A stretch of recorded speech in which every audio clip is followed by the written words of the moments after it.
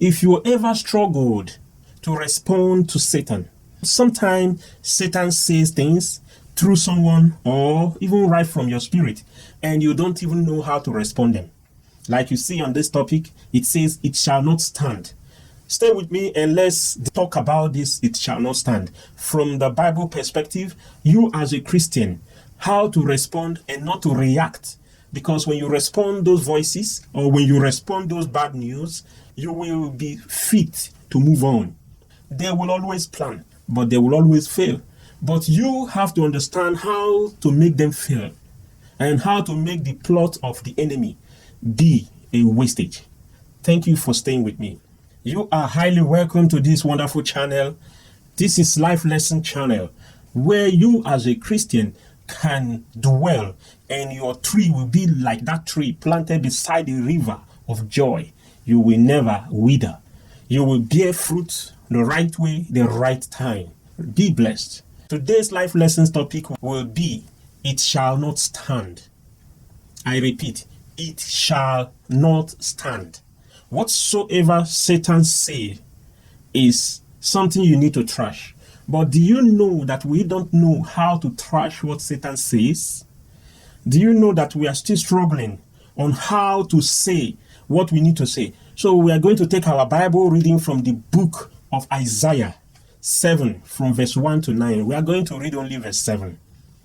Verse 7, and it says, "Thus says the Lord God, it shall not stand, neither shall it come to pass." What has the enemy spoken to you that you have heard and you are panicking? What has the enemy said that whenever you remember, you feel so worried? You feel like you are finished. In this chapter where we've read, let's see, because we are taking there as the case study and we shall see how it also happened in the scripture. Do you know that it has always been an issue? History is filled with accounts of despots, rulers who exercised absolute power over their subjects and terrorized those who crossed their path. They were deluded to think that they had the final word in every situation. But alas, they were often proven wrong. Something always happened that will remind them that they were finite and feeble humans. Only God has the final word. When he says it shall not stand, we can bank on it for sure. Let's see this story. When Rezin, king of Syria, and Pekah, king of Israel, with their confederate forces planned to invade and destroy Jerusalem, there was a great panic in Judah. This combined army was formidable enough to destroy the entire Judah and make an end of the rule of David's lineage. To Rezin and Pekah, it was a done deal. They have just planned it and they believe it will be fine. But God said, it shall not stand.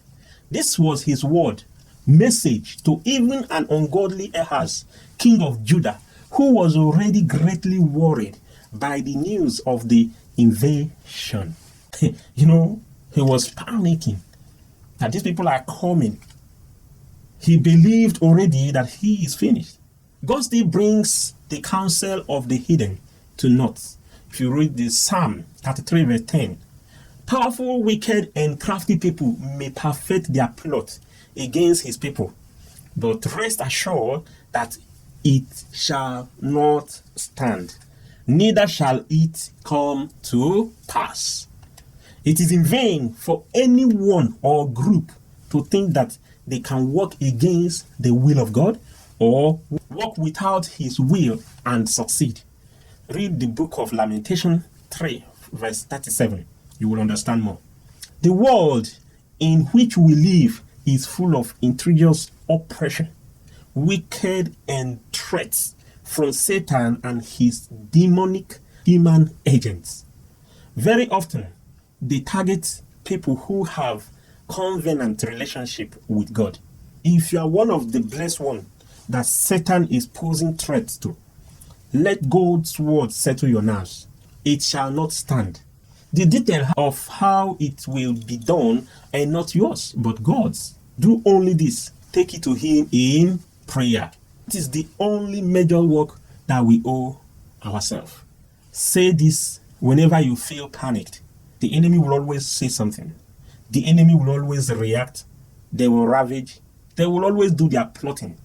But God will have the final say.